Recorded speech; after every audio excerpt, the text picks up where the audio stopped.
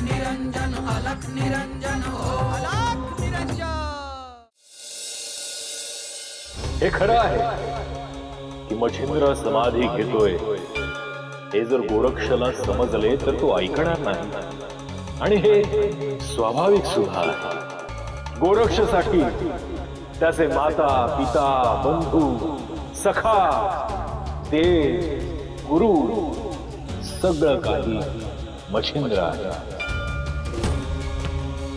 बालपणापासून गोरक्षचा मच्छिंद्रने अत्यंत मायेने सांभाळ केला आहे। गुरु शिष्याचं हे नातं शब्दांच्याही पलीकडचं आहे।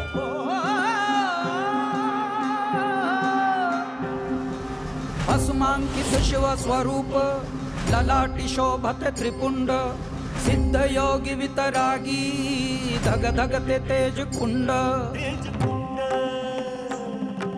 सज्जनासी संजीवन दुरितांचे निर्दालन जगदोद्धारास्तव जणू प्रकटति नवनारायण। सृष्टीच्या स्पंदनात काळाच्या मंथनात दुम दुमतो दुम दुमतो दुम दुमतो दुम दुमतो एक नाद व्यापुनी त्रिभुवन।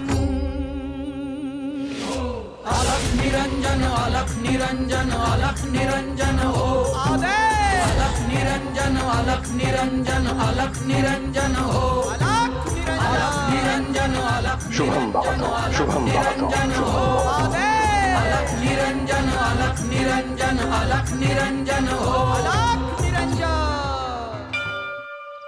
गोरक्षा गुरुवर तुला काहीतरी सांगणार आहे। आज्ञा करा गुरुवर। गोरक्ष तू उत्तरेकडे प्रवास सुरू करावा आणि ज्वालामुखी माईस भेटून परत यावे। तुला तिथे एक मोठं कार्य करायचं आहे।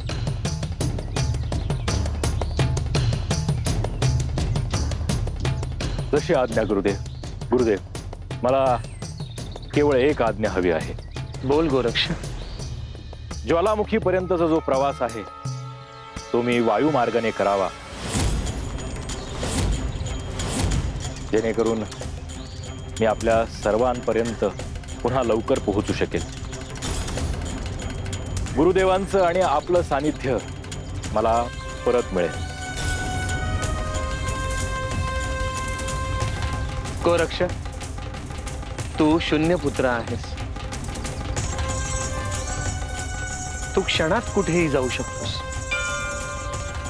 परंतु ह्या वेळी तुला तिथे पाठवण्यामागे निश्चित काहीतरी हेतू आहे। तो मी आता स्पष्ट करत नाही, परंतु तिथे गेल्यावर तुला तो समजेल। जशी आपली इच्छा गुरुवर। तात्काळ निघालास तरी चालेल गोरक्ष।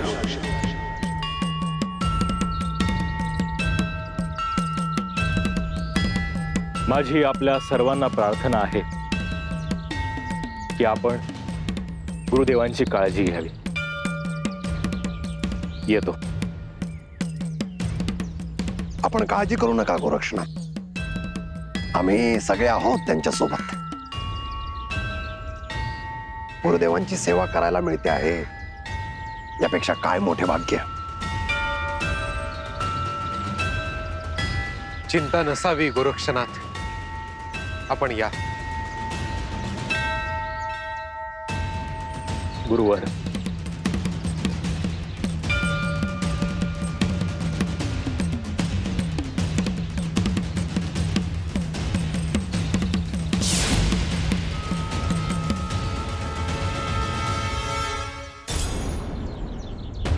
गुरुदेव समाधीविषयी गोरक्षनाथांना कळू नये म्हणून आपण त्यांना इथून दूर पाठवलं। मला असं वाटतं की समाधीच्या सोहळ्याला गोरक्षनाथ असायला हवेत, तेव्हा तो इथे परत येईल असं मी पाहीन।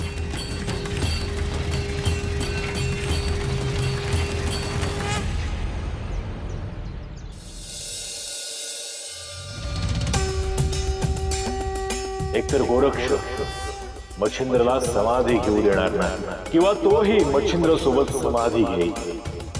त्यामुळे समाधीचा हा जो पूर्व काळ आहे त्यापासून गोरक्ष जर दूर असेल तर उत्तम असेल.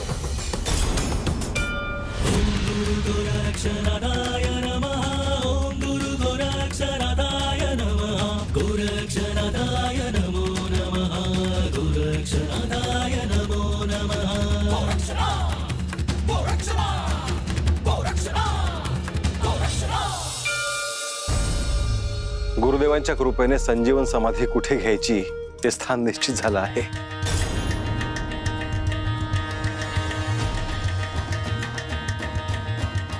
आम्हाला उत्सुकता आहे गुरुदेव त्या स्थानाबद्दल.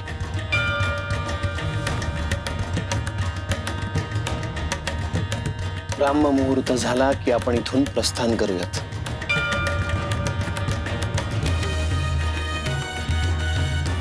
त्या स्थानावर पोहोचून श्री महादेवांच्या आदेशाची वाट पाहायची आहे. समाधीची तिथी आणि वेळ त्यांच्याकडून आली की मच्छिंद्र महासमाधी घेईल.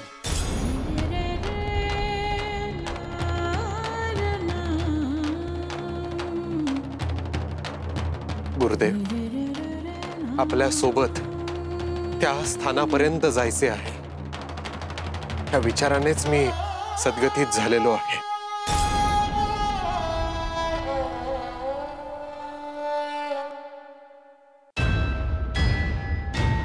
तुम्हा सगळ्यांच्या साक्षीने हा सोहळा पार पडणार आहे याचा आनंद आहे मला.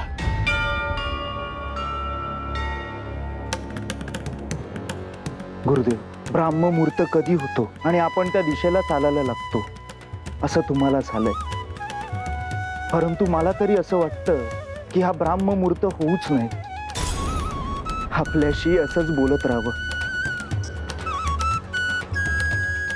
काळाचं हे अविरत अखंड चक्र सुरूच असतं भरतरी. आपण असं कितीही सोबत असलो तरी आपल्याला ते हवंहवंसच वाटणार आहे. परंतु जे नियोजित आहे तिथपर्यंत आपल्याला पोहोचायलाच पाहिजे. गुरुदेव, त्या समजा प्रवासात तुम्हाला जे जे सांगावं असं वाटेल ते तुम्ही समजा आमच्या पत्तर पोहोचवा.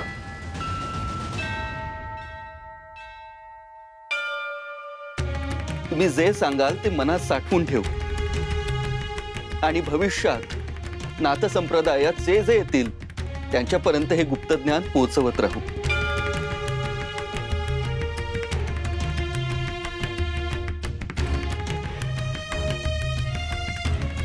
ब्राह्म मुहूर्त झाला आहे. तुम्ही सगळ्यांनी जयघोष करा आणि आपण आता इथून प्रस्थान करूयात.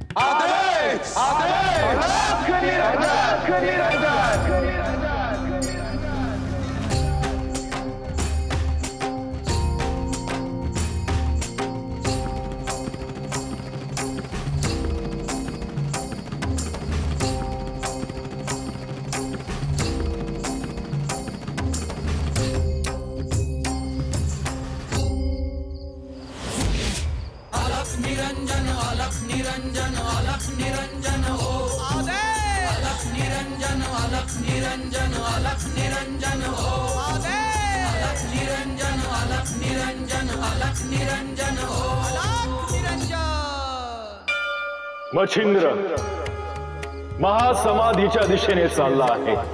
त्याने मला अनुमती मागितली आणि मी तात्काळ होकार दिला, कारण नवनाथांमध्ये तो पहिला नाथ आहे आणि सगळ्यांना घडवण्यामध्ये मच्छिंद्रने खूप मोठा काळ अव्याहत कार्य केलं आहे. त्याला जर थांबावंसं वाटत असेल तर ते अगदी योग्य आहे. सगळ्या सिद्धींनी युक्त असा मच्छिंद्र लवकरच विसरणार आहे.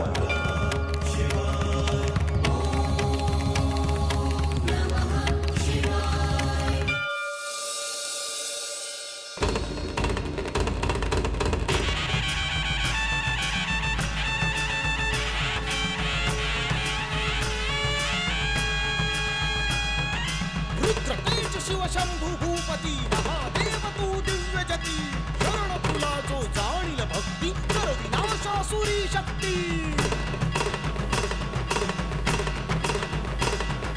परम शिष्य विचल गुरु भक्ती किमयाधार तू धर्मपती प्रगट दिव्य रूप भस्म विभूती सिद्धेश्वर शिव गोरखपती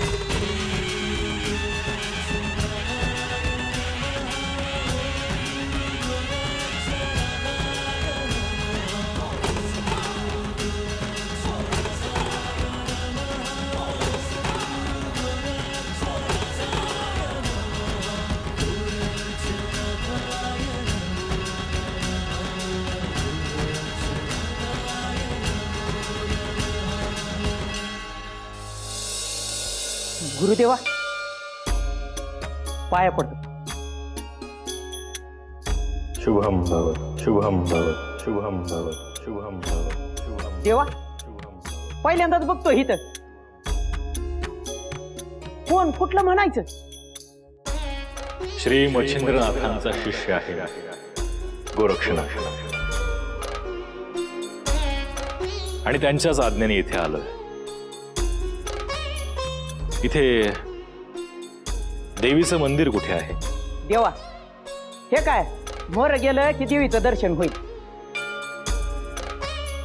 मग ह्या गरीबाच्या घरला या जेवायला. वासुदेव नाव आहे ना तुझं? वय देवा. वासुदेव तू मला बोलवलंस ह्यातच सगळं आलं. मी देवीचं दर्शन घेणार आहे आणि लगेच जाणार आहे. देवा देवीचं दर्शन घेताना तिथं गुरुजी असतात, त्यांच्याशी काय बोलू नका. बोललं तर सरळ असतात नाहीतर वाकड्यात शिरतात. ठीक आहे पाहतो येतो.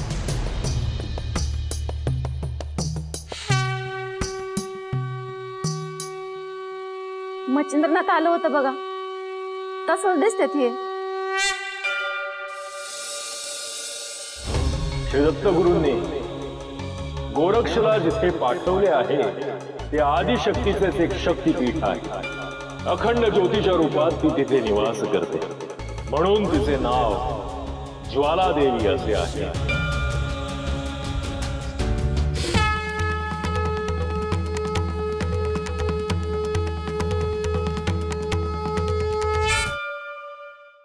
गोरक्षला इथे पाठवण्यामागे दोन हेतू आहेत.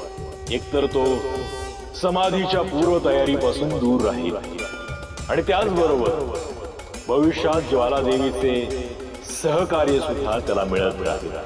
अर्थात नाथपंथासाठी तिला अनुकूल करून घेता येईल. या सगळ्या प्रसंगात दोघांमध्ये युद्धासारखी परिस्थिती निर्माण होईल.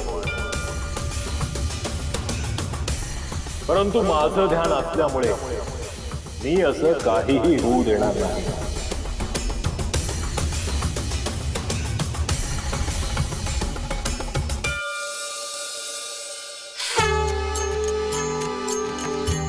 अहो थांबा,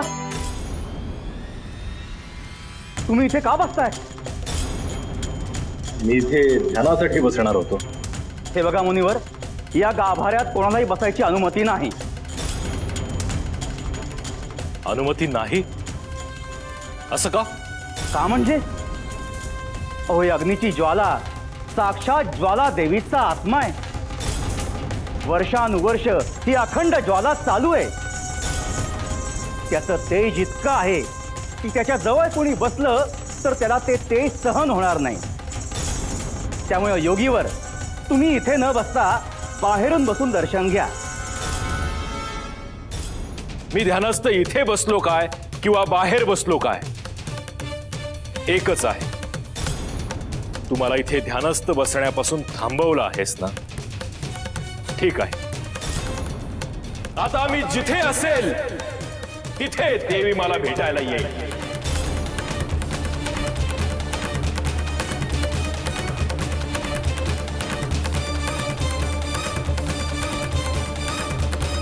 बघा, इथे कोणाला काही सांगायची सोय उरली नाही. जो तो येतो तो म्हणतो बाबा इथे गाभाऱ्यात बसायचंय. आता मी काय माझ्या भल्यासाठी सांगतो का? मी ज्याच्या त्याच्या भल्यासाठी सांगतो की नाही?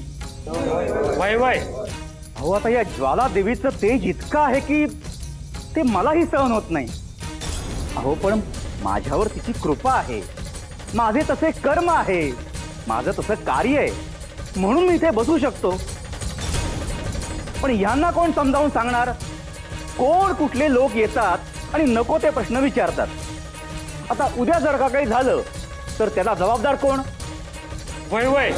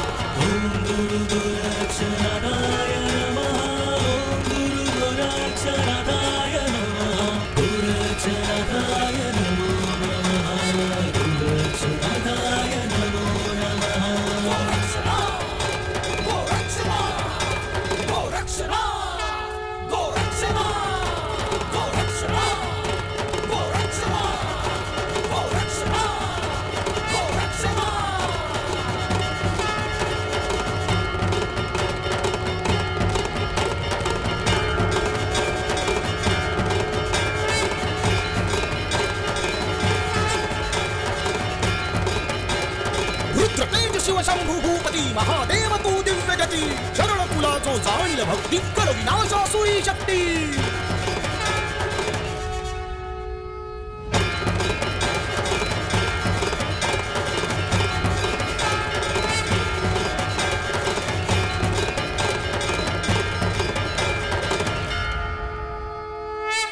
गोरक्षक, ज्या गाभाऱ्यामध्ये ज्वाला आहे ते माझं आत्मस्वरूप आहे. परंतु मी केवळ तिथेच नाही तर सर्वत्र आहे. त्यामुळे तू हा हट्ट सोडून दे. तू इथेही ध्यान केलंस तरी ते माझ्यापर्यंत पोहोचतंय. ज्वाला देवी, तू मला गाभाऱ्यात दर्शन नाकारलंस, पण आता मी गाभाऱ्यात येणार नाही.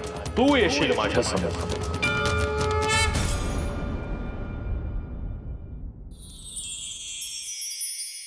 देवा,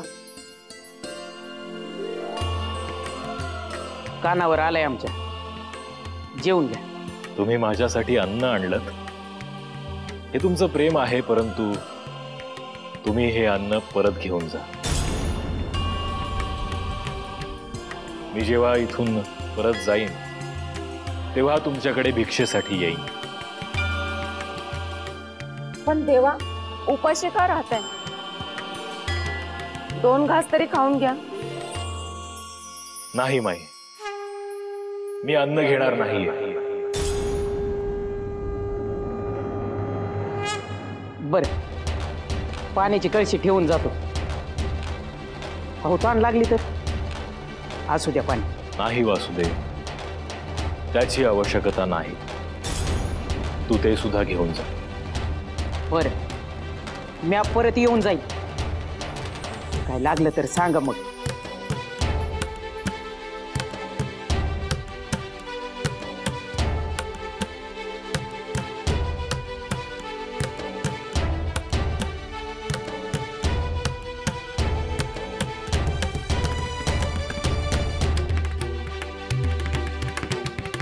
या भोळ्या भक्तांची भक्ती पाहिली की खूप समाधान वाटतं.